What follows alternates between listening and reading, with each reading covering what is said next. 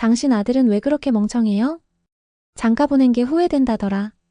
사돈어른이 무슨 낯으로 또 찾아왔대요? 그런 말들이 들려오던 날이 있었습니다. 그런데 몇 달이 지난 뒤 사람들은 이렇게 말했습니다. 진짜 저런 아버지라서 가능했던 거예요. 아들이 다시 살아난 이유가 보이네요. 가족이란 게 이런 거구나 싶었어요. 무시하던 말이 존경으로 바뀐 이유, 대체 그 사이 무슨 일이 있었던 걸까요? 오늘 소개할 사연의 주인공은 장가간 아들의 집에 불쑥 찾아갔다가 믿기 힘든 광경을 보게 된 어느 할아버지입니다. 그 순간부터 시작된 한 가정의 파란만장한 이야기. 그리고 반전의 끝에서 사람들의 말이 바뀐 이유가 드러납니다. 이야기가 궁금하셨다면 구독과 좋아요 꼭 눌러주세요. 그 한 번의 클릭이 다음 이야기를 이어가게 하는 힘이 됩니다. 성만 씨는 올해 60이 넘었습니다. 아내는 몇 해 전에 세상을 떠났고 외동아들인 진우는 작년에 결혼했습니다. 오랜 직장 생활을 마치고 정년 퇴직을 한 지도 벌써 6개월째였습니다. 처음에는 모든 게 편안했습니다. 매일 아침 늦잠을 자도 되고 사람들과 부딪히지 않아도 됐으며 혼자 밥을 차려 먹는 일조차도 자유롭게 느껴졌습니다. 하지만 시간이 흐를수록 그 자유는 외로움으로 바뀌었습니다. 바람소리 하나에도 귀가 기울여지고 TV 소리마저 벗이 되어버린 나날이 이어졌습니다. 진우에게 전화를 걸어봤지만 통화 연결이 잘 되지 않았습니다. 일이 바쁜가 싶어 기다려보기도 했지만 며칠이 지나도 연락이 오지 않았습니다. 어쩐지 마음이 불안해졌습니다. 며느리는 착한 아이였습니다.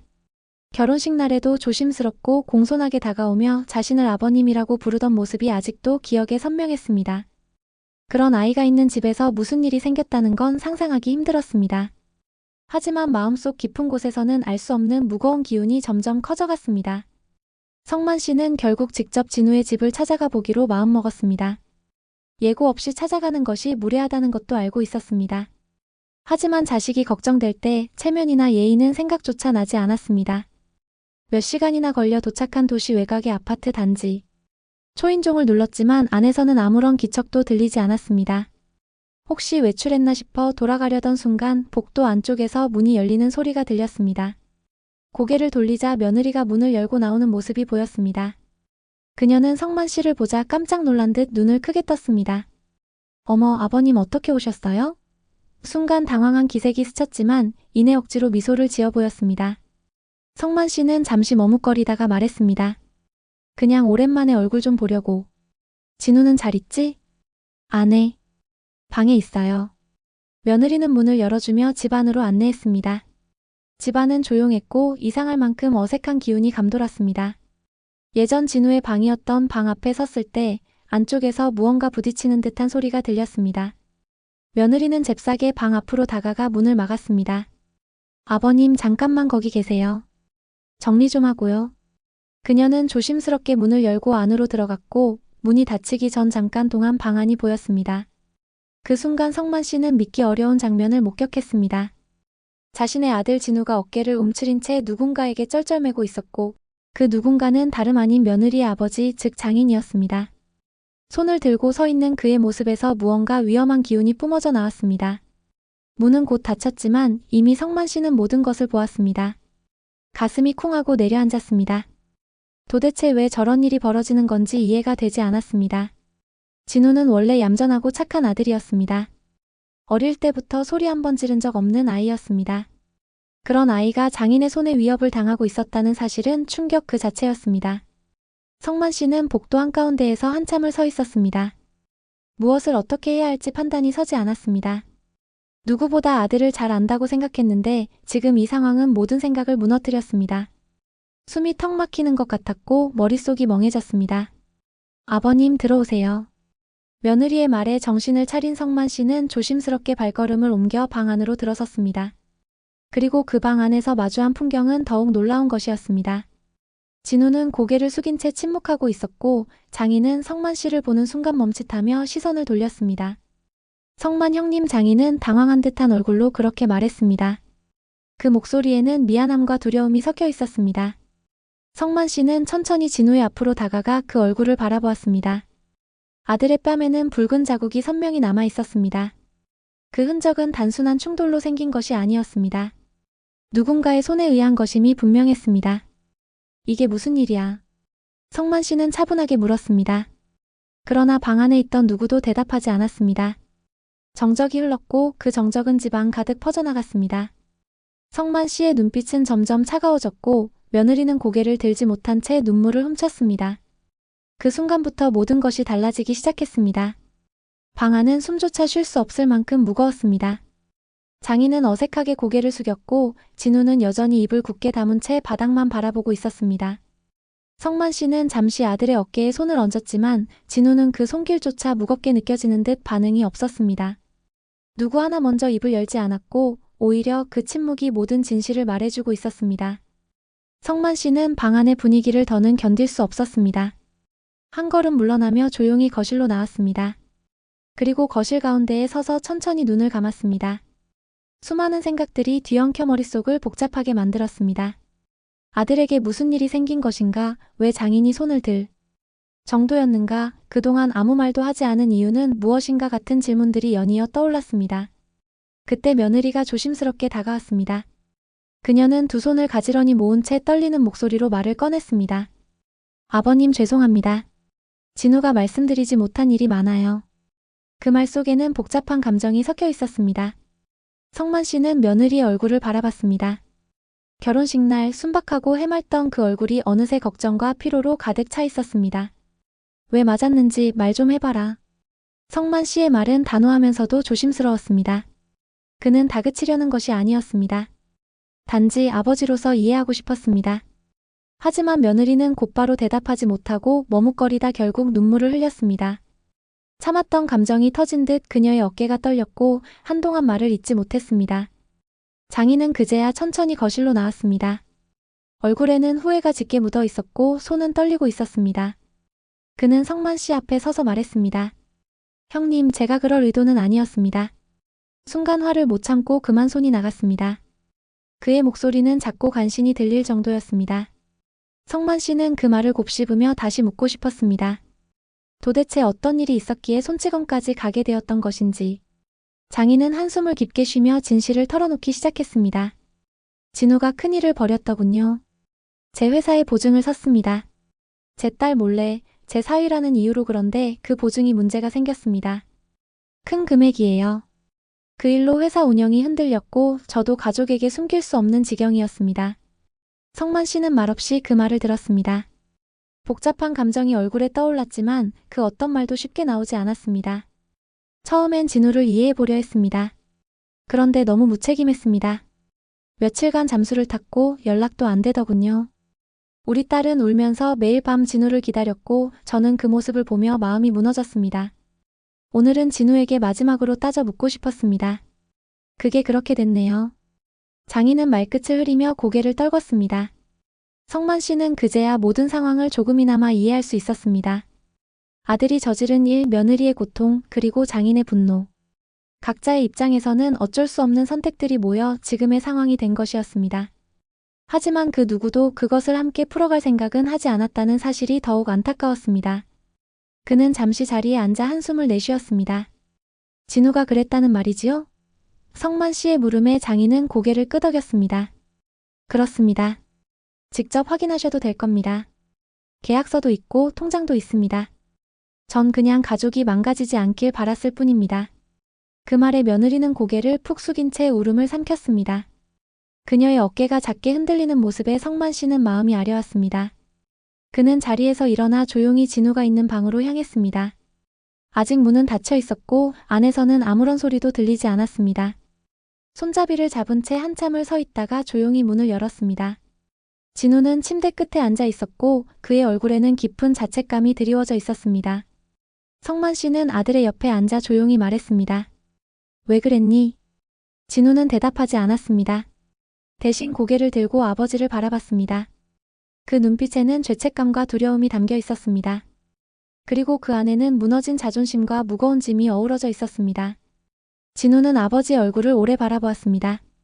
말없이도 전해지는 감정은 가슴 깊숙한 곳을 찔렀습니다. 그는 그제야 입을 열었습니다. 아버지 죄송합니다. 짧은 한마디였지만 그 안에 담긴 무게는 결코 가볍지 않았습니다. 성만 씨는 대답하지 않았습니다. 대신 진우의 어깨를 조용히 감쌌습니다. 말로는 설명할 수 없는 순간이었고 그 어떤 꾸짖음도 지금은 의미 없었습니다. 그 방 안에서 흘러간 시간은 길지 않았지만 서로의 침묵 속에서 많은 것들이 교환되었습니다. 성만 씨는 아들이 얼마나 무너져 있었는지를 처음으로 실감했습니다. 보증을 섰다는 사실보다 더 가슴 아픈 건 이 모든 일을 혼자 감당하고 있었다는 점이었습니다. 그리고 아버지인 자신에게조차 말을 꺼내지 못했을 만큼 그 무게에 짓눌려 있었다는 사실이었습니다. 잠시 뒤 거실에서는 며느리와 장인의 조용한 대화 소리가 들려왔습니다. 울음기를 간신히 삼킨 며느리는 장인에게 조심스럽게 말했습니다. 아버지, 진우 오빠는 분명 잘못했지만 때리는 건 너무하셨어요. 그 사람 그렇게 약한 사람 아니에요. 하지만 이번엔 정말 감당이 안 됐던 것 같아요. 장인은 그 말에 고개를 돌리지 않았습니다. 딸의 말이 맞다는 걸 알고 있었기에 더 이상 변명할 여지가 없었습니다. 성만 씨는 다시 거실로 나왔습니다. 묵직한 표정으로 장인에게 다가가 조용히 앉았습니다. 두 사람은 아무 말 없이 잠시 마주 앉았습니다. 오랜 시간 가족으로 지냈지만 이렇게 속마음을 꺼낼 기회는 많지 않았습니다. 성만 씨는 천천히 입을 열었습니다. 우린 자식들이 행복하게 살길 바랐습니다. 그게 부모로서의 최선이라 생각했고요. 그런데 우리가 너무 뒤에서만 바라보고 있었던 건 아닌지 모르겠네요. 장인은 그 말에 아무런 반박을 하지 않았습니다. 눈빛 속에 담긴 후회가 그의 침묵을 대신했습니다. 누구보다 딸을 사랑했던 사람이었고 사위에게도 기대가 컸던 사람이었습니다. 그래서 더 실망했고 그래서 더 격하게 반응했던 것이었습니다. 하지만 지금은 그런 감정이 부질없다는 걸 알았습니다. 상황은 이미 그보다도 더 깊이 무너져 있었고 누구 하나만의 잘못으로 돌릴 수 있는 일이 아니었습니다. 잠시 뒤 진우도 거실로 나왔습니다. 그의 걸음은 무거웠고 얼굴은 한층 더 수척해 보였습니다. 그는 장인에게 고개를 숙이며 말했습니다. 아버님 정말 죄송합니다. 어떤 변명도 하지 않겠습니다. 제 잘못입니다. 그의 진심은 형식적인 사과가 아니었습니다. 그동안 도망치고 싶었던 감정, 외면하고 싶었던 현실과 마주한 뒤 꺼낸 진짜 목소리였습니다. 장인은 그 모습을 바라보다가 천천히 고개를 끄덕였습니다. 그의 마음도 복잡했지만 그 순간만큼은 감정을 거두기로 했습니다. 그 역시 사위가 악의로 행동한 것이 아니란 걸 알고 있었기 때문이었습니다. 오히려 혼자 짊어졌던 고통이 얼마나 깊었을지 이제는 어느 정도 이해할 수 있었습니다. 밤이 깊어졌고 그날은 그렇게 조용히 흘러갔습니다. 성만 씨는 며느리의 배려로 아들 부부의 집에 하루 묵게 되었습니다. 방 안에 누웠지만 쉽게 잠들 수 없었습니다. 오늘 하루 동안 벌어진 모든 일이 눈앞에 생생히 떠올랐고 머릿속은 점점 복잡해졌습니다. 아들이 처한 상황, 가족 간의 균열, 그리고 앞으로 해야 할 일들. 잠이 오지 않는 밤은 그렇게 이어졌습니다. 창밖을 바라보며 그는 마음속으로 다짐했습니다.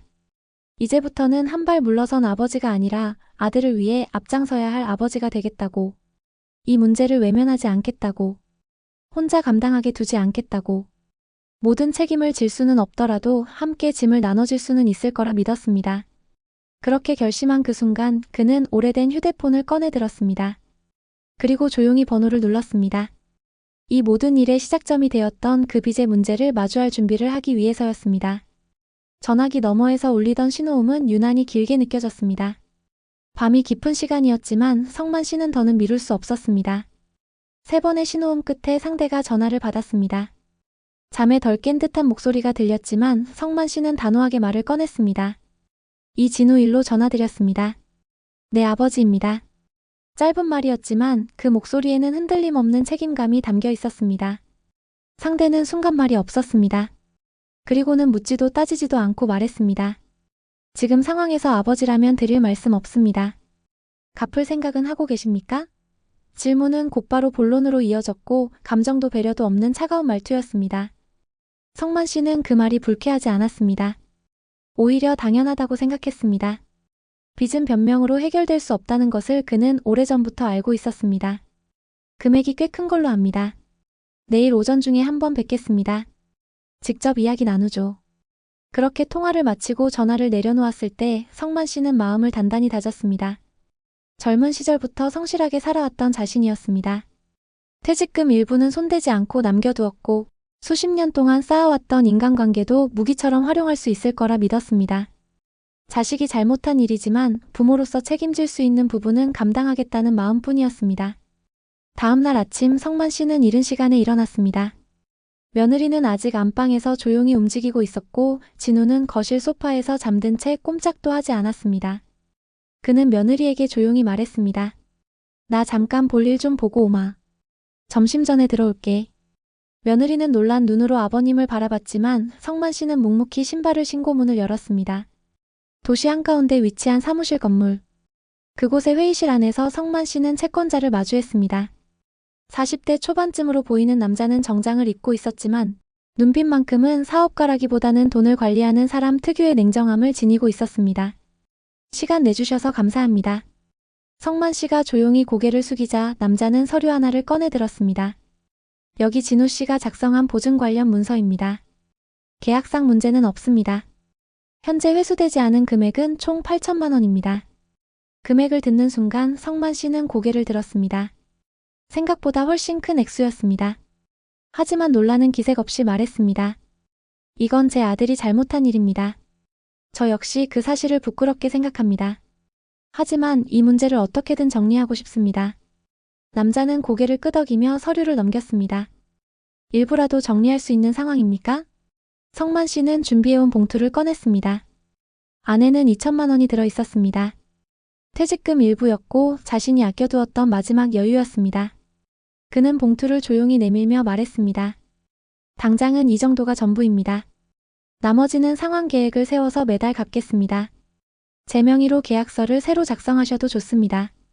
그의 태도는 단호했고 더 이상 미룰 생각도 없었습니다. 상대는 잠시 침묵하더니 말했습니다. 아버님이 이 정도로 나오실 줄은 몰랐습니다.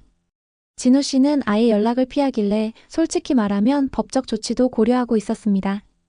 성만 씨는 말없이 고개를 끄덕였습니다. 법대로 하셔도 됩니다. 그게 옳다며요. 하지만 제 아들은 그럴 의도가 아니었습니다. 도망친 것도 아닙니다. 그저 감당이 안 됐던 겁니다.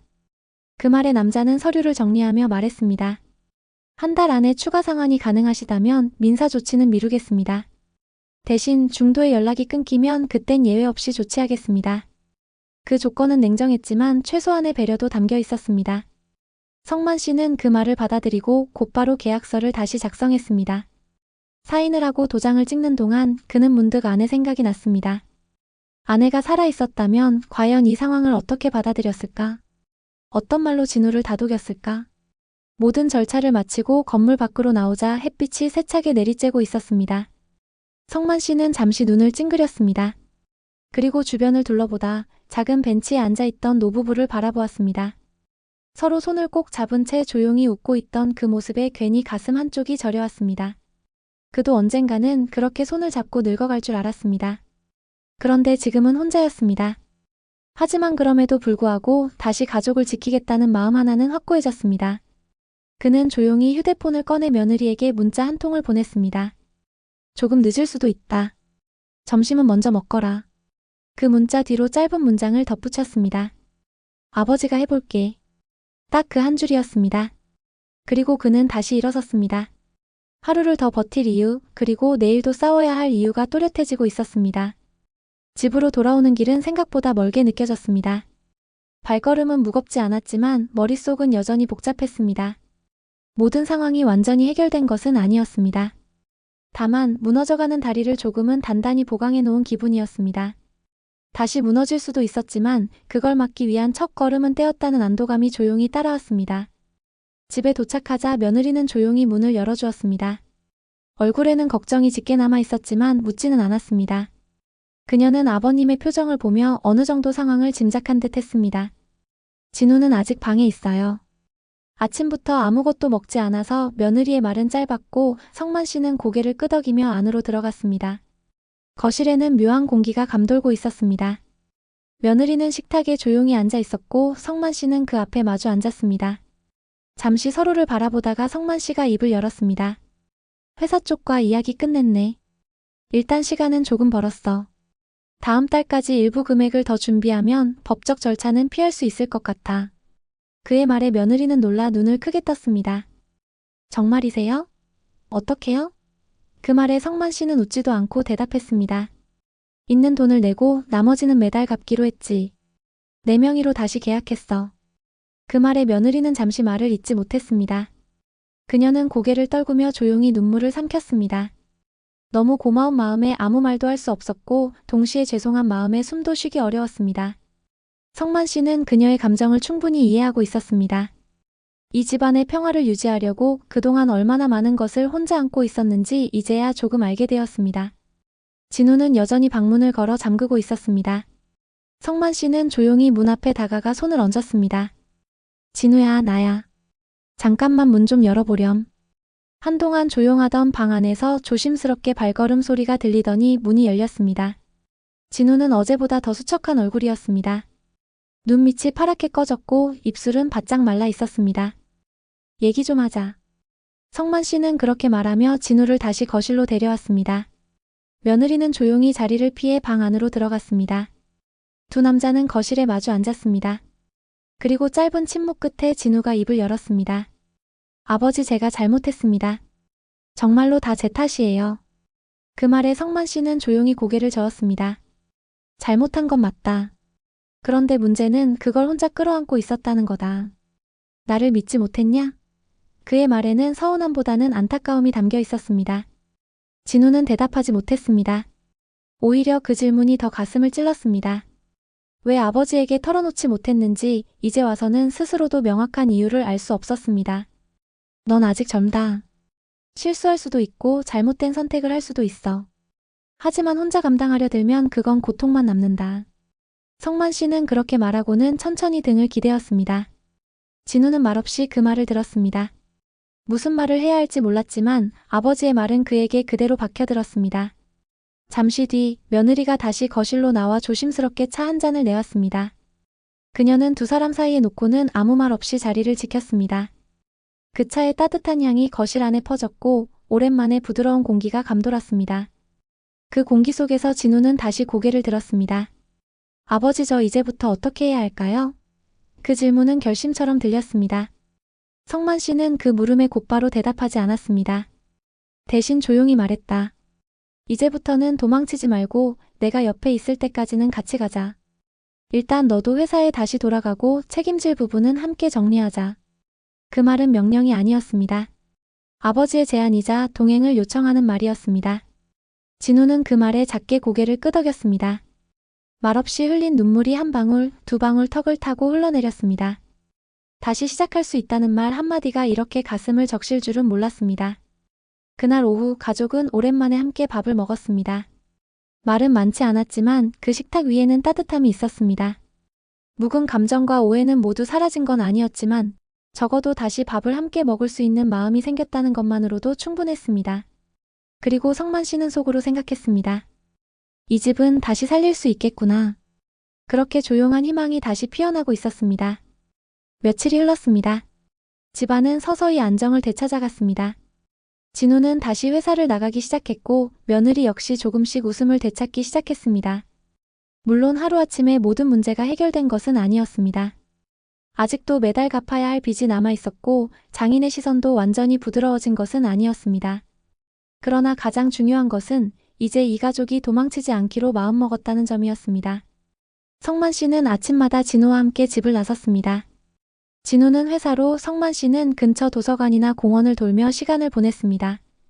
하루하루를 어떻게 보내야 할지 막막하던 시간이었지만 지금은 자신이 해야 할 일이 있다는 생각에 몸과 마음이 덜 무거웠습니다. 무엇보다도 아들에게 무언가를 함께하고 있다는 사실이 그에게는 큰 위안이 되었습니다. 어느 날 아침 며느리가 조심스럽게 성만 씨에게 말을 걸었습니다. 아버님, 저 드릴 말씀이 있어요. 그녀는 손에 커다란 봉투를 들고 있었습니다. 성만 씨는 무슨 일인가 싶어 잠시 멈춰섰습니다. 며느리는 봉투를 조심스럽게 내밀며 말했습니다. 이건 저희 적금 통장입니다. 사실 진우 몰래 조금씩 모아뒀던 돈이에요. 금액은 많지 않지만 아버님이 지금 힘드신 거 알아서요. 조금이라도 도움이 될까 해서. 성만 씨는 그 말에 손을 내리지 않았습니다. 한동안 며느리의 얼굴을 바라보다가 고개를 저었습니다. 내 마음은 고맙다. 그런데 그건 너희의 미래를 위해 모은 거잖니? 그 돈은 손대지 마라. 나 혼자서도 감당할 수 있어. 그의 말은 단호하면서도 따뜻했습니다. 며느리는 잠시 망설이다 고개를 끄덕이며 봉투를 거두었습니다. 그날 이후 며느리는 더 이상 아무 말 없이 묵묵히 집안을 돌보았습니다. 그 모습이 오히려 더 마음을 짠하게 만들었습니다. 진우도 눈에 띄게 변해갔습니다. 일찍 일어나고 집안일도 자주 도우며 며느리와의 대화도 조금씩 늘었습니다. 아침이면 직접 밥을 짓기도 했고 늦은 밤이면 아버지에게 오늘 하루 있었던 일을 조심스럽게 털어놓기도 했습니다. 성만 씨는 그런 진우를 바라보며 속으로 생각했습니다. 아직도 부족한 게 많지만 이제는 사람답게 살아가려는 마음이 생긴 거겠지. 그러던 어느 날 예상하지 못했던 손님이 찾아왔습니다. 초인종 소리에 며느리가 문을 열자 장인이 서 있었습니다. 어색한 표정과 굳은 얼굴.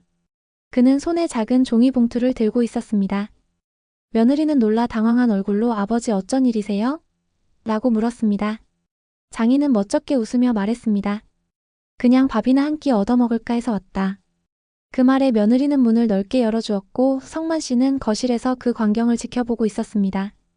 장인은 천천히 안으로 들어오며 고개를 숙였습니다. 실례가 많습니다.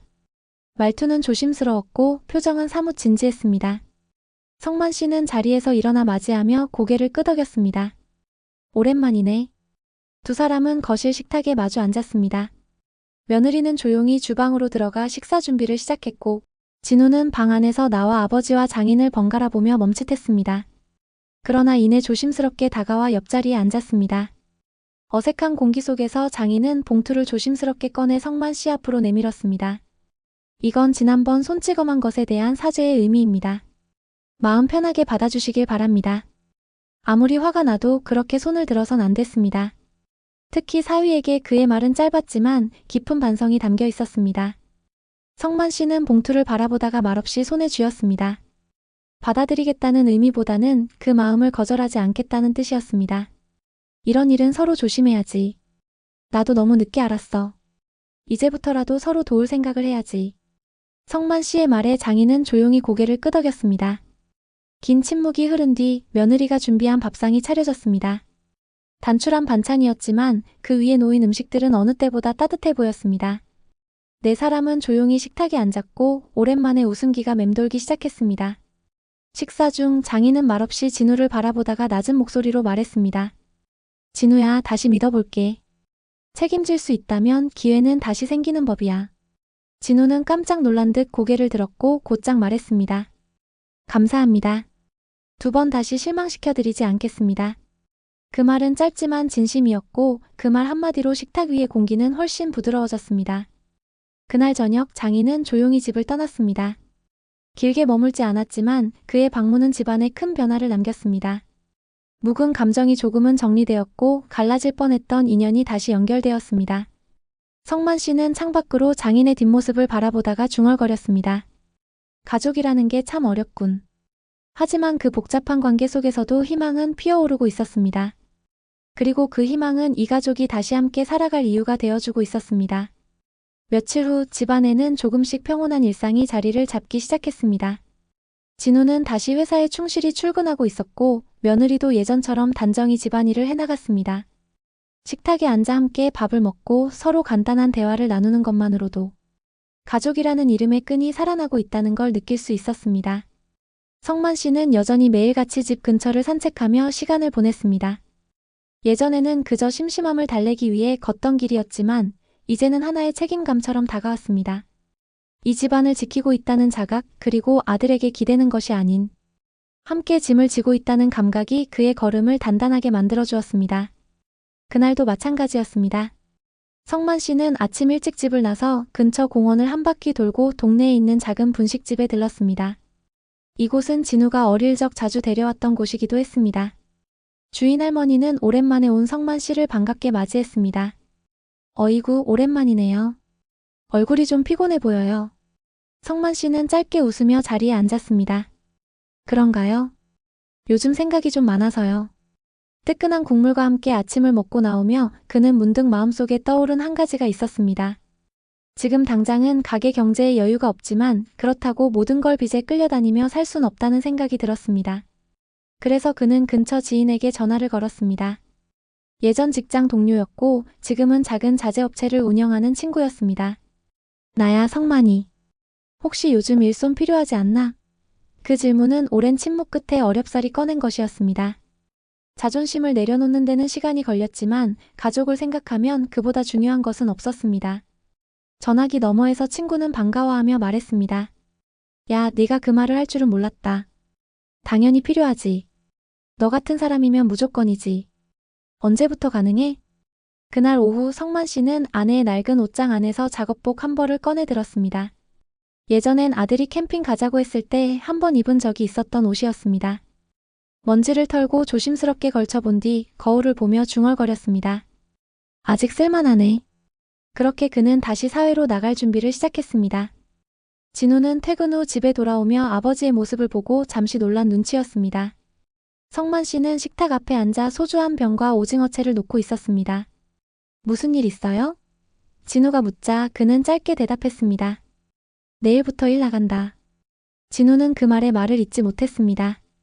입을 열까 하다가 이내 닫고 곧 고개를 숙였습니다. 그리고 작게 말했습니다. 아버지 정말 감사합니다. 그런데 너무 무리하지 마세요. 그 말에 성만 씨는 고개를 끄덕이며 대답했습니다. 무리는 안 해. 그런데 가만히 집에 있는 게 더 힘들더라. 몸이 고된 게 낫지. 그는 잔을 들어 올리며 천천히 한 모금 마셨습니다. 그 한 잔에는 단지 술만 담겨 있는 것이 아니었습니다. 책임, 가족, 인생이라는 단어들이 함께 녹아 있었습니다. 며느리도 그날 밤 아버님에게 조심스럽게 물었습니다. 정말 괜찮으세요?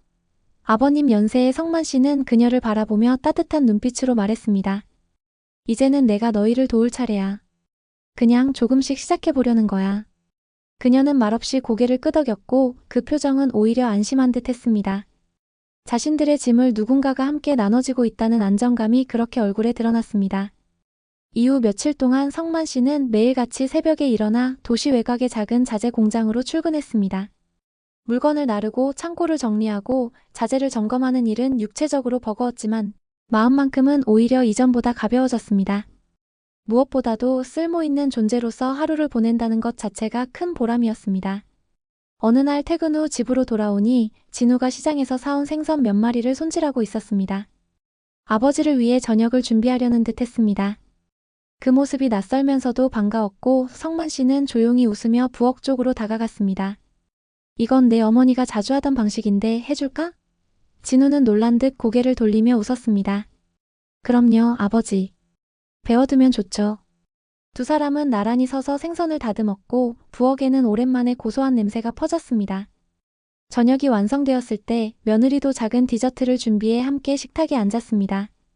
그 식사는 단지 한 끼의 밥상이 아니었습니다.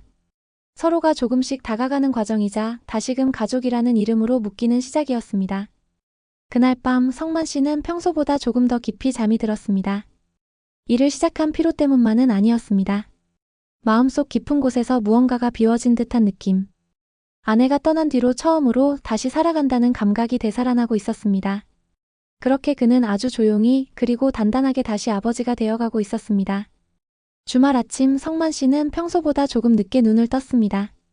오랜만에 푹 잔 느낌이 들었고 창문 틈 사이로 들어오는 햇살이 따뜻하게 등을 감쌌습니다. 집안은 조용했고 가족들은 각자 방에서 여유를 즐기고 있는 듯 했습니다. 그는 잠시 이불 속에 누운 채로 천장을 바라보았습니다. 오래전 아내와 함께 있던 시절 주말 아침의 느긋함이 그리워지던 순간이었습니다. 일어나 부엌으로 향하니 진우가 먼저 일어나 커피를 내리고 있었습니다. 아버지를 본 진우는 반갑게 웃었습니다. 아버지, 오늘은 좀 쉬세요. 제가 아침 준비할게요. 성만 씨는 작게 웃으며 식탁에 앉았습니다.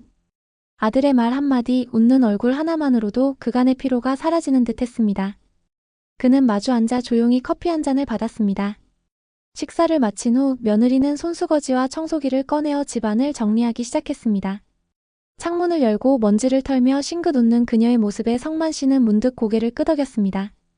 시간이 흐르긴 했지만 이 가족이 다시 제자리를 찾아가고 있다는 사실이 느껴졌습니다.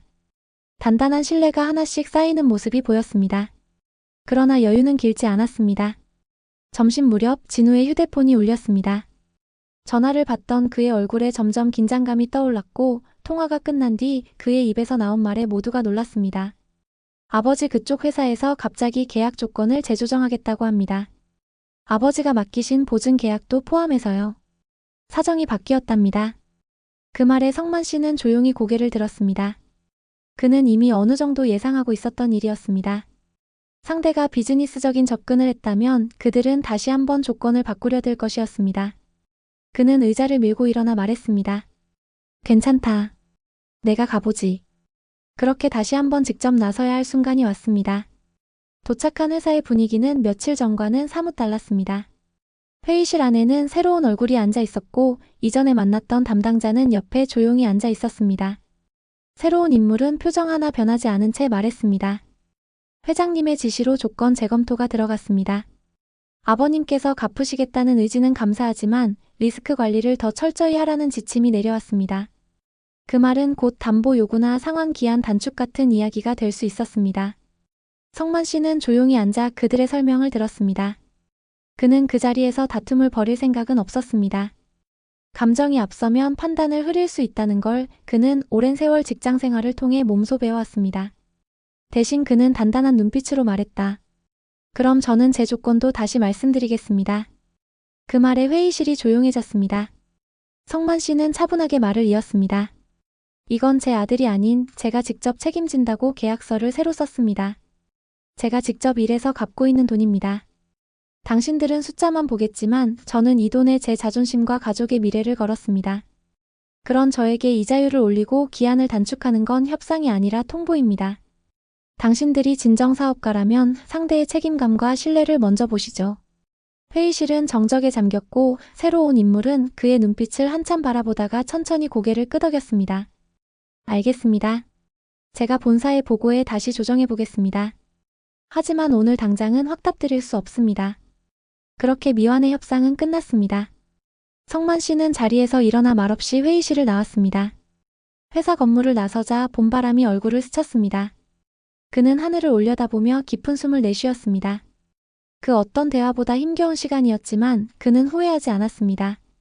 가족을 지키기 위해 다시 앞에 섰다는 사실 하나만으로 충분했습니다. 그리고 그는 다시 마음을 다잡았습니다. 무너지지 않기 위해선 지금처럼 단단히 중심을 잡고 서 있어야 한다는 걸. 집으로 돌아왔을 때 진호와 며느리는 문 앞에서 기다리고 있었습니다. 성만 씨는 미소도 짓지 않고 말했습니다. 바뀐 조건은 없었어. 그래도 내가 내 할 말은 다 하고 왔다. 진호는 고개를 숙였고 며느리는 조용히 성만 씨의 가방을 받아들었습니다. 묵묵히 함께하는 이 두 사람의 존재가 그에겐 가장 큰 힘이었습니다. 그날 밤 성만 씨는 책상 앞에 앉아 오래된 수첩을 꺼냈습니다. 과거 직장 생활을 하며 메모했던 것들, 사람들과의 인연, 연락처가 가득 적혀 있었습니다. 그는 조용히 한 페이지를 넘기며 중얼거렸습니다. 이제부터는 그동안 닿지 않았던 손을 다시 내밀 때다. 그렇게 또 하나의 준비가 시작되고 있었습니다. 이제 가족만이 아니라 바깥 세상과의 싸움도 다시 시작하려 하고 있었습니다. 다음 날 아침 성만 씨는 조금 더 이른 시각에 집을 나섰습니다. 평소보다 공기가 차가웠지만 그의 걸음은 느리지 않았습니다. 오랜만에 손에 든 수첩에는 지난밤 새롭게 정리한 연락처가 적혀 있었습니다. 예전 직장 동료들, 거래처 사장들, 그리고 가끔씩 안부만 주고받던 오래된 지인들까지. 이제는 한 사람 한 사람에게 직접 전화를 걸어야 할 때였습니다. 지하철 안에서 그는 수첩을 바라보며 어느 번호부터 눌러야 할지 잠시 고민했습니다. 그리고 맨 위에 적힌 이름 하나를 보고 고개를 끄덕였습니다. 오래전 자신과 함께 프로젝트를 진행했던 공정관리팀 출신의 선배였습니다. 퇴직 후에도 작게 창고 물류 일을 한다고 들었기에 혹시나 도움이 될까 하는 마음이었습니다. 전화를 걸자마자 들려오는 익숙한 목소리에 그는 웃으며 인사했습니다. 선배님, 저 성만입니다. 잘 지내셨죠? 반가운 인사를 나눈 뒤 그는 조심스럽게 이야기를 꺼냈습니다. 사실 조금 어려운 부탁을 드리려고요. 혹시 요즘 일손이 필요하신 곳 알고 계십니까? 작은 일이라도 괜찮습니다. 전화기 너머로 들려오는 짧은 침묵은 그의 말의 무게를 헤아리는 듯 했습니다. 그리고 곧 돌아온 대답은 간단했습니다. 내 창고 지금 좀 급해. 다음 주부터라도 나올 수 있겠어? 그 짧은 말에 성만 씨는 고개를 숙였습니다. 고맙다는 말보다 먼저 나온 것은 예, 바로 가능하죠. 정말 감사합니다. 라는 대답이었습니다. 통화를 마친 후 그는 공중전화 박스 앞에 서서 오래도록 한자리에 서 있었습니다. 어떤 감정이 몸을 짓누르는 것도 아니었고 감동의 눈물이 나는 것도 아니었습니다. 단지 누군가에게 다시 필요한 사람이 되었다는 사실이 그를 조용히 뜨겁게 만들었습니다. 며칠 후 그는 새로운 창고 일에 투입되었습니다. 예전보다 몸이 쉽게 지쳤고 무릎도 예전 같지 않았지만 그는 불평하지 않았습니다. 하루를 마치고 돌아와 찜질팩을 무릎에 얹으며 살아있다는 게 이런 거지. 라고 혼잣말을 할 만큼 고단함은 이제 일상이 되었습니다. 가족을 지키기 위한 고단함은 결코 쓰라림으로 느껴지지 않았습니다. 그 사이 진우도 조금씩 변화하고 있었습니다. 회사에서는 실수를 줄이기 위해 매일 저녁 업무 정리를 하며 메모를 남겼고 상사에게 불필요한 감정 표현도 자제하려 노력했습니다. 무엇보다 며느리와의 대화 시간이 늘었습니다. 집안일을 도우며 며느리의 이야기를 조용히 듣는 모습은 과거 그가 보여주던 무심함과는 전혀 다른 태도였습니다. 어느 저녁 식사를 마치고 셋이 함께 앉아있던 자리에서 진우가 조용히 말을 꺼냈습니다. 아버지, 저도 조금씩 갚아 나가겠습니다. 아직 크지 않지만 이번 달부터 따로 모으고 있던 돈이 있습니다. 성만 씨는 놀란 얼굴로 아들을 바라봤습니다. 그리고는 말없이 고개를 끄덕였습니다. 굳이 말을 보태지 않아도 그 마음이 전해졌습니다. 그날 밤 며느리는 설거지를 마치고 성만 씨 방 앞에 조용히 과일 접시 하나를 두고 갔습니다. 아무 말 없이 아무 표시도 없이 조용히 두고 간 그것이 오히려 더 따뜻하게 느껴졌습니다. 성만 씨는 책상 앞에 앉아 작은 노트를 꺼내 들었습니다. 그 속에는 매달 낼 금액, 지인에게 받은 도움, 향후 예상되는 수입 등이 간단히 정리되어 있었습니다. 한 달, 두 달 그리고 반년. 그는 손가락으로 천천히 달력을 짚었습니다. 막막했던 처음에 비하면 지금은 아주 희미하게나마 끝이 보이는 듯 했습니다. 중요한 것은 금액이 아니라 그 안에 담긴 각자의 의지와 태도였습니다. 진우의 변화, 며느리의 지지, 그리고 자신의 결심.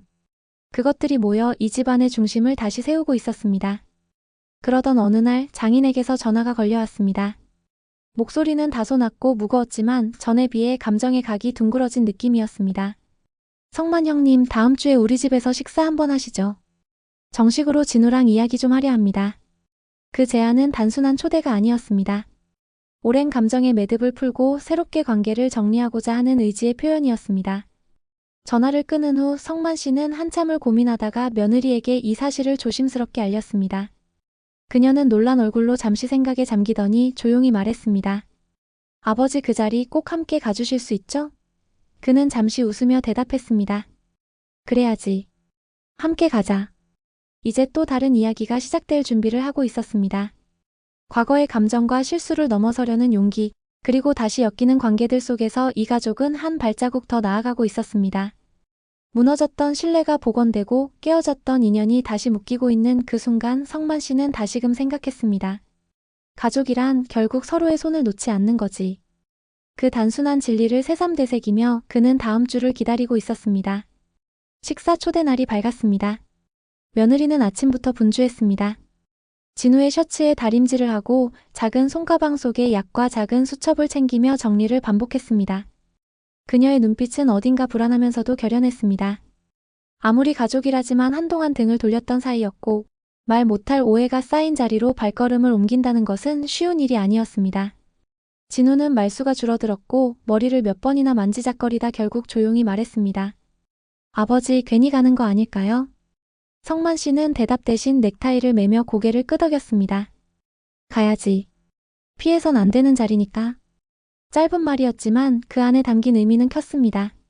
이제는 서로 도망칠 수 없다는 것, 마음을 털어놓을 기회를 놓치면 다시는 돌아오지 않을 수 있다는 걸 세 사람 모두 알고 있었습니다. 장인의 집 앞에 도착했을 때 며느리는 문 앞에서 몇 초간 멈춰섰습니다. 그 짧은 망설임 속에서 성만 씨는 딸이 아닌 며느리의 마음을 이해했습니다. 그녀에게 이 집은 아버지의 집이자 동시에 가장 조심스러운 공간이었습니다. 진우가 조심스레 초인종을 누르자 문은 곧 열렸고 장인이 모습을 드러냈습니다. 이전보다 얼굴이 한층 마른 듯 보였고 눈가에는 깊은 주름이 늘어나 있었습니다. 왔구나. 들어오게. 목소리는 무척 담담했지만 말끝이 흔들리는 듯한 느낌이 스쳤습니다. 세 사람은 신발을 벗고 조심스레 안으로 들어섰습니다. 거실은 깔끔하게 정리되어 있었고 식탁 위에는 이미 몇 가지 반찬이 준비되어 있었습니다. 성만 씨는 간단한 인사를 건넨 뒤 자리에 앉았습니다. 며느리는 부엌으로 들어가 어머니와 함께 마무리를 도왔고 진우는 조용히 장인과 마주 앉았습니다. 식사가 시작되기 전까지는 어색한 정적이 흘렀습니다. 장인은 조용히 밥을 뜨며 말했습니다. 별건 없다. 그냥 같이 밥 한 끼 먹자 싶어서 부른 거다. 성만 씨는 짧게 고개를 끄덕이며 대답했습니다. 그래도 불러줘서 고맙습니다. 그 말이 닿은 순간 장인의 눈빛이 약간 흔들렸습니다. 그는 진우를 바라보며 다시 말했습니다. 너한텐 미안했다. 그날 손이 나간 건 그건 내가 잘못했다. 그 말은 생각보다 조용히 흘러나왔습니다. 진우는 순간 고개를 들지 못했습니다. 자신의 실수와 책임을 회피한 적은 없었지만 누군가의 진심 어린 사과 앞에서는 말문이 막히는 법이었습니다. 그는 짧게 숨을 들이쉰 뒤 말했습니다. 저도 죄송합니다. 아버님께 폐를 끼쳤고 제 아내를 힘들게 했습니다. 앞으로는 다르게 살겠습니다. 짧은 대화였지만 그 안에는 오랜 시간 쌓인 감정들이 녹아 있었습니다. 식탁 위에 놓인 국물처럼 뜨겁고도 진한 말들이 오갔고 그 순간 서로의 마음속에 조금씩 공간이 생기기 시작했습니다. 성만 씨는 조용히 그 모습을 바라보았습니다. 말은 많지 않았지만 서로를 이해하려는 눈빛과 태도 하나하나가 더 많은 것을 말해주고 있었습니다. 식사 도중 장인의 아내가 부엌에서 작은 찬을 더 가져오며 조용히 말했습니다. 진우야, 다음에 네가 좋아하던 도토리묵도 해줄게. 그 말은 별것 아닌 듯 보였지만 며느리의 눈이 붉어지는 데는 오래 걸리지 않았습니다. 성만 씨는 조용히 그녀의 등을 한번 토닥였습니다. 그 짧은 손길에도 모든 감정이 담겨 있었습니다. 식사를 마친 뒤 장인은 진우와 성만 씨를 따로 작은 방으로 불렀습니다. 그곳엔 오래된 서랍장이 있었고 그는 안에서 종이 봉투 하나를 꺼냈습니다. 이건 내 퇴직금 중 일부다. 아직 큰 금액은 아니지만 남은 빚 정리에 조금이라도 도움이 되길 바란다. 진우는 눈을 크게 뜨며 말했습니다. 아버님, 안 됩니다. 그런 돈 받으면 안 되죠. 그러나 장인은 고개를 저으며 단호히 말했습니다. 아직은 가족이다. 그리고 네가 다시 일어나려면 누군가는 바닥에 손을 대고 지탱해줘야 해. 그 말에 진우는 더 이상 말하지 못하고 고개를 떨궜습니다. 성만 씨는 잠시 장인을 바라보다 조용히 손을 내밀었습니다. 고맙습니다. 그 마음 절대 헛되게 하지 않겠습니다. 두 사람의 손이 맞닿은 순간 그 속에는 과거의 오해와 상처를 넘어서려는 결심이 담겨 있었습니다. 집으로 돌아오는 길 진우는 조용히 아버지에게 말했습니다. 아버지, 저는 이제 괜찮아요. 조금은 무섭지만 이제는 계속 앞으로 가볼 수 있을 것 같아요.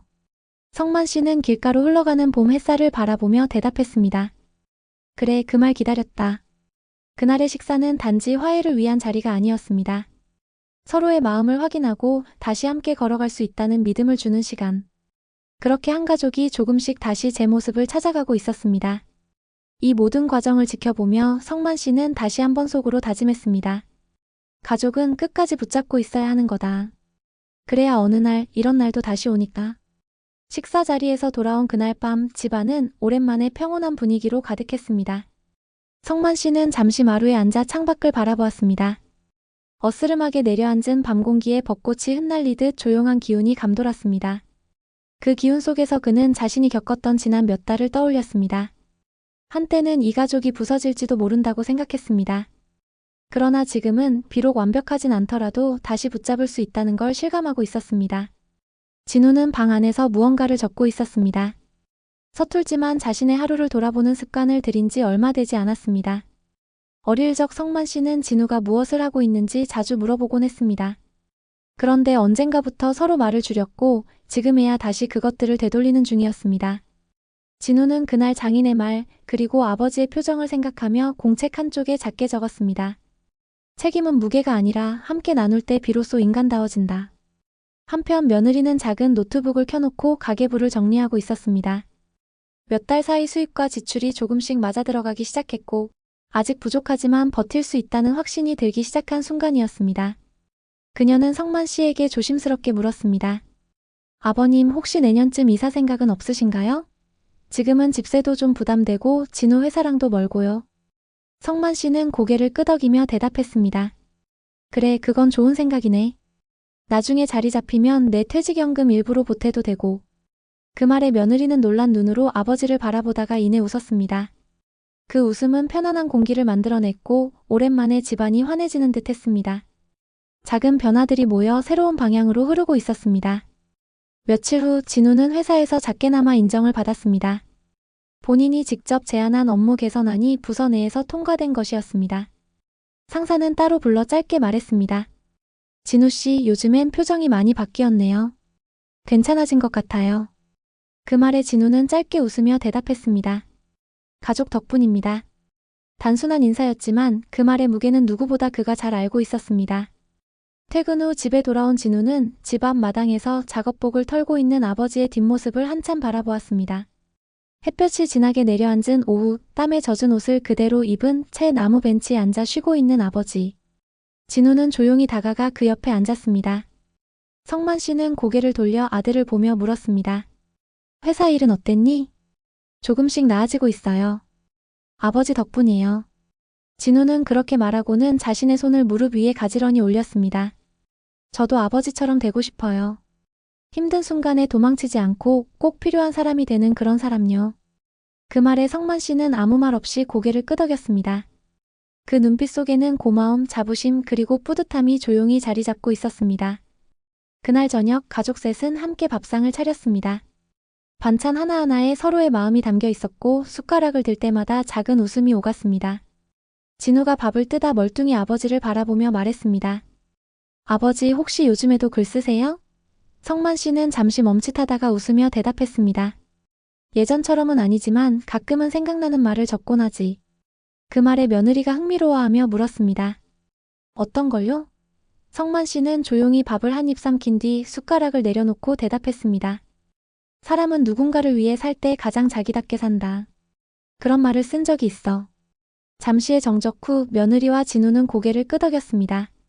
그 말은 이 가족에게 꼭 필요한 문장이었고 지금 이 순간을 설명하기에도 충분한 말이었습니다.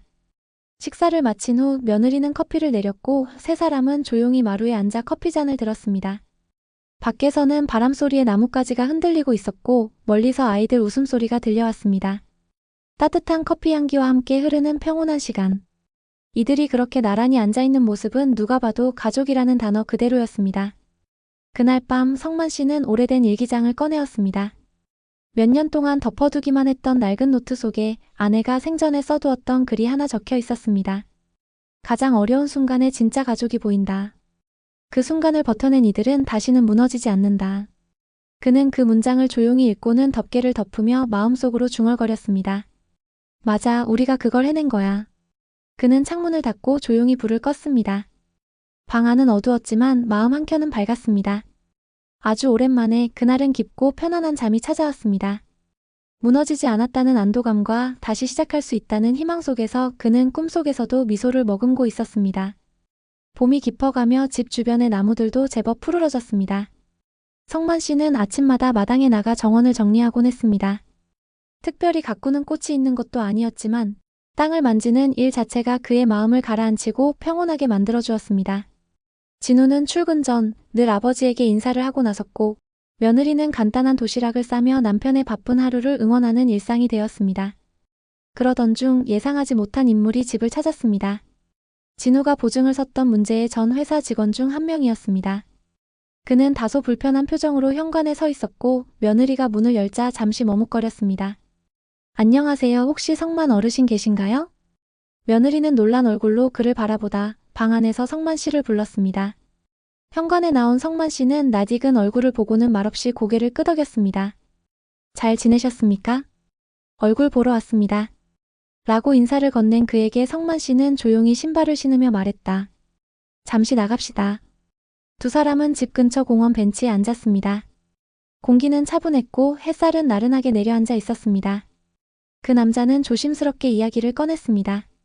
진우 씨가 그때 보증을 선 건 회사의 강요가 컸습니다. 사실 그 일로 잘린 직원도 있었고요.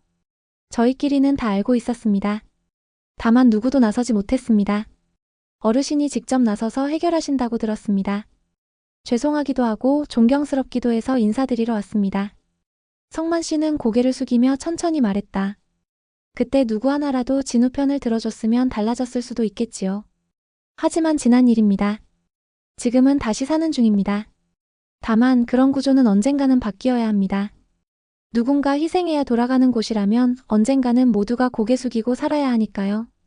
그 남자는 말없이 고개를 끄덕였고 둘 사이에는 짧지만 깊은 침묵이 흘렀습니다. 시간이 조금 지나자 그가 봉투 하나를 꺼내 성만 씨에게 내밀었습니다. 작은 성의입니다.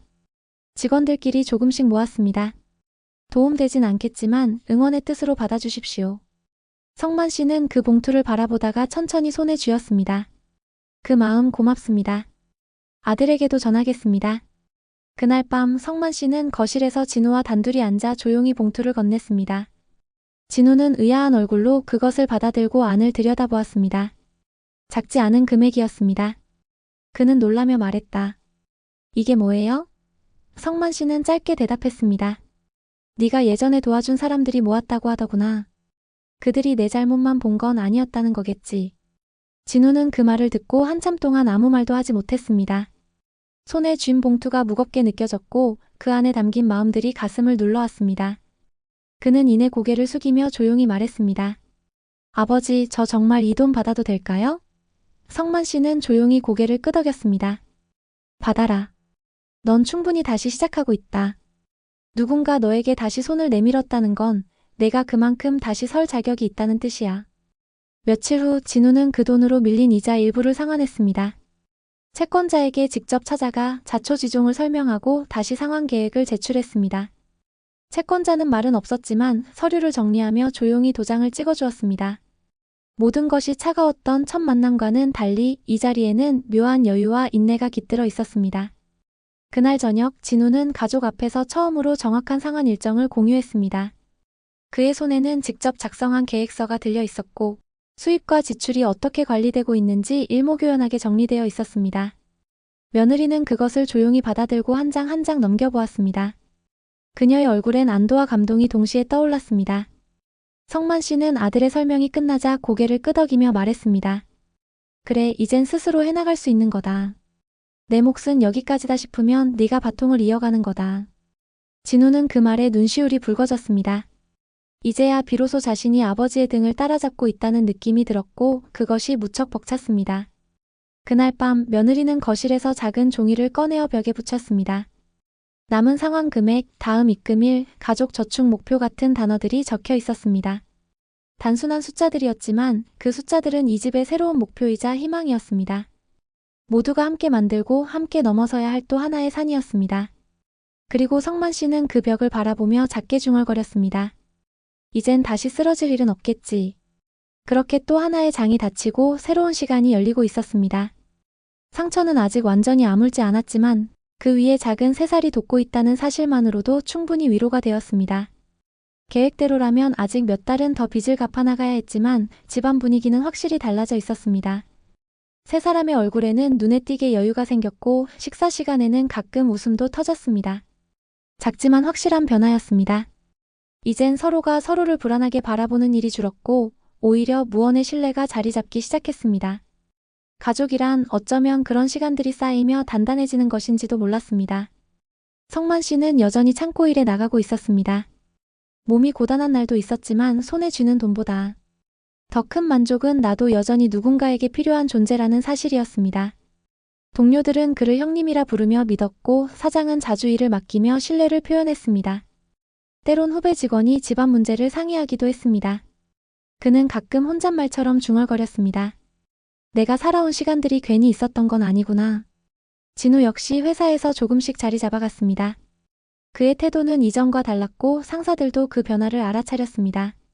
특히 실수를 인정하고 바로잡으려는 그의 자세는 동료들에게도 신뢰를 주었습니다. 어느 날 팀장이 조용히 다가와 말했습니다. 요즘 수고 많습니다. 다음 기획안 당신이 메인으로 맡아보는 게 좋을 것 같아요. 그 말은 단순한 업무 분담이 아니었습니다.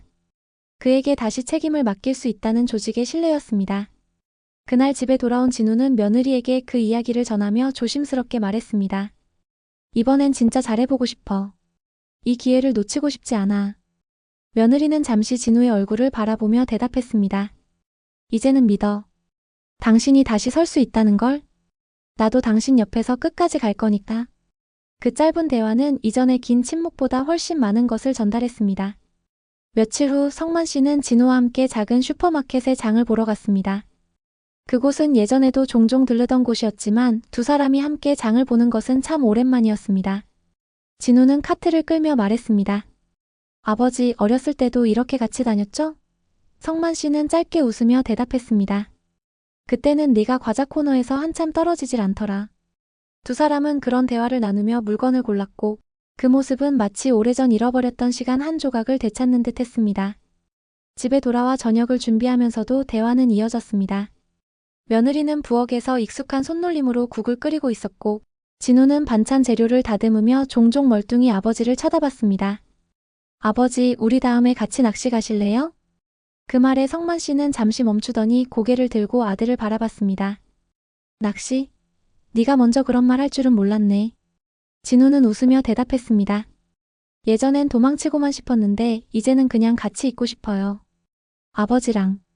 그날 저녁 가족 셋이서 마주 앉은 식탁은 유난히 따뜻했습니다. 서로를 바라보는 시선이 다정했고 건네는 말 하나하나에 따뜻함이 묻어났습니다. 아버지는 국을 한 숟가락 뜨며 말했습니다. 이 집이 참 조용해졌구나. 예전엔 마음속에 폭풍이 매일 일었는데. 며느리는 웃으며 말했습니다. 이젠 자잘한 소라는 좀 괜찮잖아요? 조용한 것보다야. 모두가 그 말에 웃었고 식탁 위엔 그 어떤 반찬보다도 진한 웃음이 올려져 있었습니다.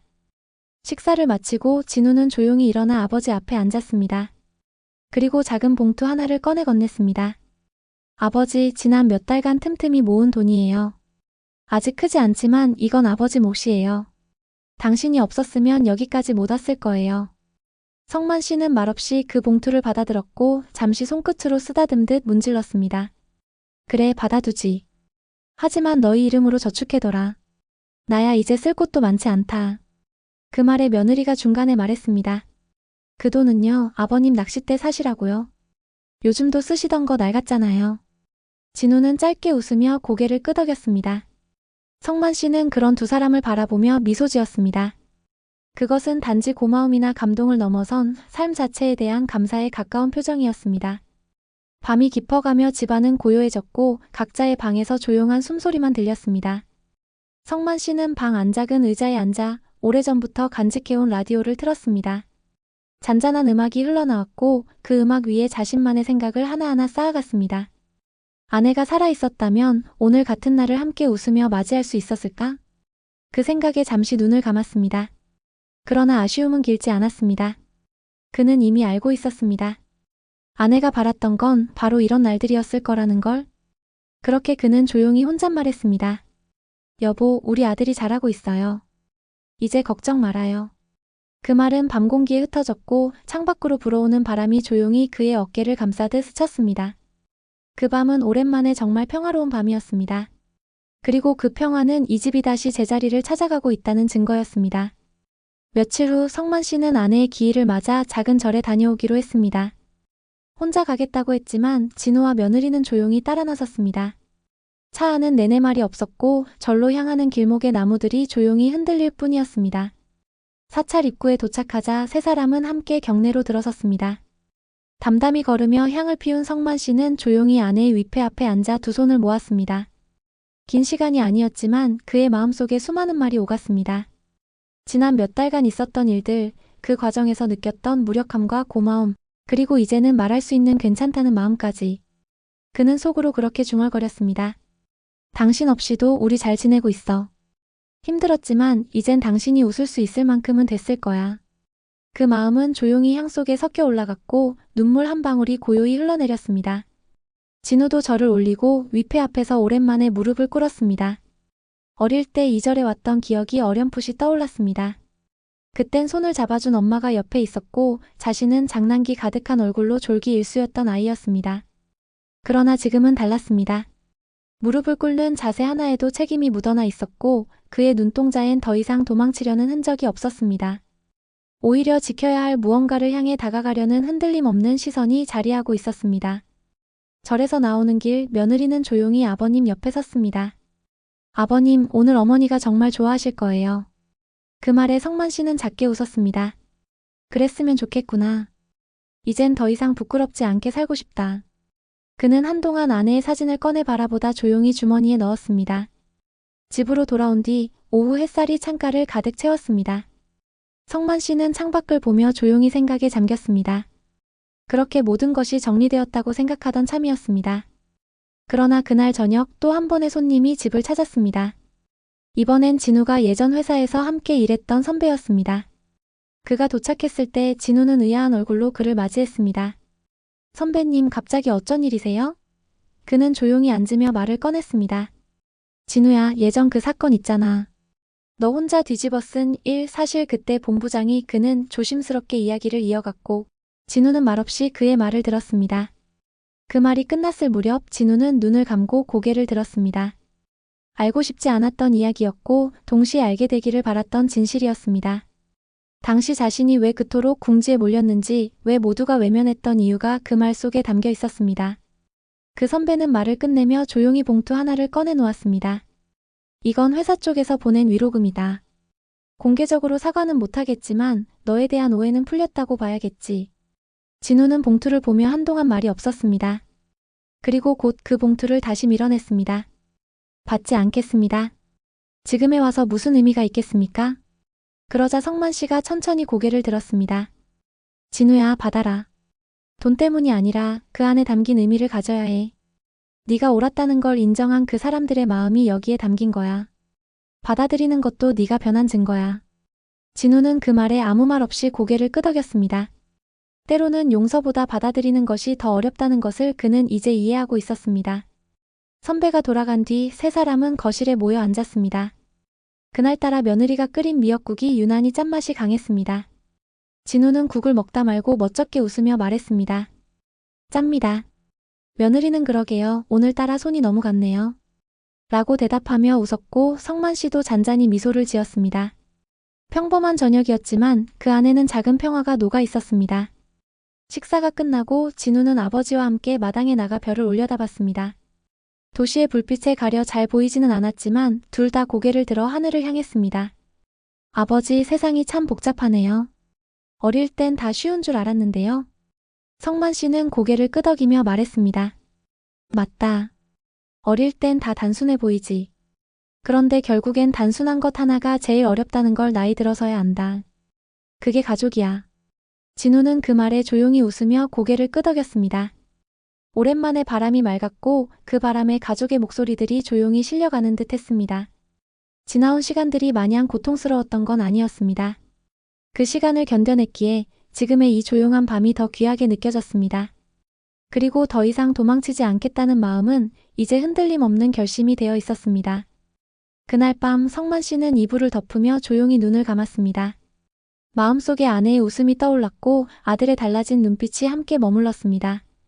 작고 평범한 일상이 어느새 가장 큰 위로가 되었음을 그는 이제 알게 되었습니다. 몇 달 후 모든 상환이 끝났습니다. 진우는 마지막 약정서를 채권자에게 건네며 공식적으로 자신의 빚을 정리했습니다. 서류를 확인한 채권자는 짧게 말했습니다. 고생하셨습니다. 그 한마디에 진우는 고개를 숙였습니다. 누구보다 무거운 짐이었고 벗겨내는데 오랜 시간이 걸렸습니다. 그러나 그 길을 끝까지 걸어냈다는 사실 하나만으로도 그는 충분히 자부심을 가질 수 있었습니다. 그날 저녁 성만 씨는 평소보다 이른 시간에 돌아왔습니다. 손에는 조그마한 봉투 하나가 들려 있었고 얼굴에는 묘한 미소가 번져 있었습니다. 거실에 앉아있던 진우와 며느리는 그를 바라보았습니다. 오늘 뭐 좋은 일 있으세요? 며느리의 물음에 그는 말없이 고개를 끄덕이며 봉투를 내밀었습니다. 이건 너희 앞으로 등록한 통장이다. 너희 이름으로 매달 일정 금액씩 넣을 생각이다. 시작은 작지만 의미는 크지. 우리 가족이 처음으로 만든 진짜 저금통이다. 그 말에 진우와 며느리는 서로를 바라보았습니다. 잠시 말이 없었지만 이내 며느리가 작게 웃으며 말했다. 저희도 앞으로 매달 보탤게요. 이 집의 미래니까요. 그날 밤 식탁 위에는 작지만 풍성한 밥상이 차려졌습니다. 특별한 음식은 없었지만 가족 셋은 마주 앉아 서로의 눈을 바라보며 식사를 했습니다. 진우는 밥을 뜨며 조심스럽게 입을 열었습니다. 아버지, 혹시 집 리모델링 생각 있으세요? 마루도 많이 삐걱대고 부엌도 좁고요. 성만 씨는 웃으며 대답했습니다. 그래? 그럼 너희가 도면 그려봐. 내가 허락은 해줄게. 그 농담 섞인 말에 웃음이 터졌고 그 웃음은 식탁 위를 한 바퀴 돌며 다시 조용히 가라앉았습니다. 며느리는 그 조용한 분위기 속에서 작게 입을 열었습니다. 그런데요, 아버님, 이젠 진우가 없으면 허전할 것 같아요. 너무 바빠지지 않았으면 좋겠어요. 진우는 웃으며 말했다. 당신은 내가 너무 놀아도 잔소리하잖아. 며느리는 눈을 흘기며 대답했습니다. 그건 또 그거대로 문제고요. 성만 씨는 그 모습을 보며 미소를 지었습니다. 한때는 이 집안의 가장이자 책임자로서 무겁게 짊어졌던 짐이었지만 지금은 서로 나누는 모습이 그저 흐뭇하기만 했습니다. 그는 조용히 일어나 주방으로 가 커피를 내렸고 셋은 거실에 앉아 따뜻한 커피를 마셨습니다. 집안은 고요했고 커피 향기 속에서 흐르는 평화가 오롯이 느껴졌습니다. 늦은 밤 진우는 작은 종이 한 장을 들고 아버지의 방을 찾았습니다. 아버지, 이거 한번 봐주세요.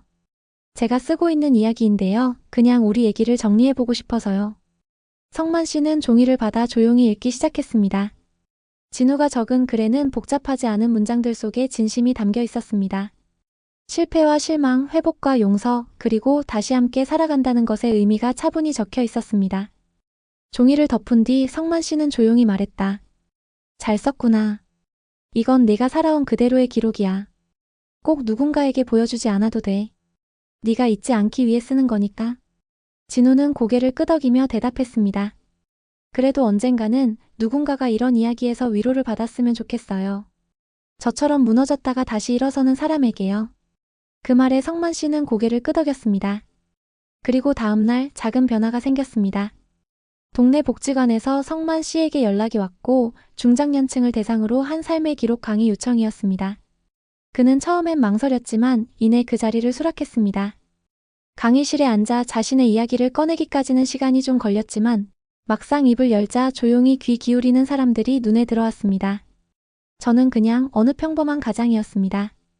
아들이 실수를 했고 그걸 온몸으로 막아보려 했습니다. 그리고 다시 살아보려 애쓴 사람이기도 했습니다.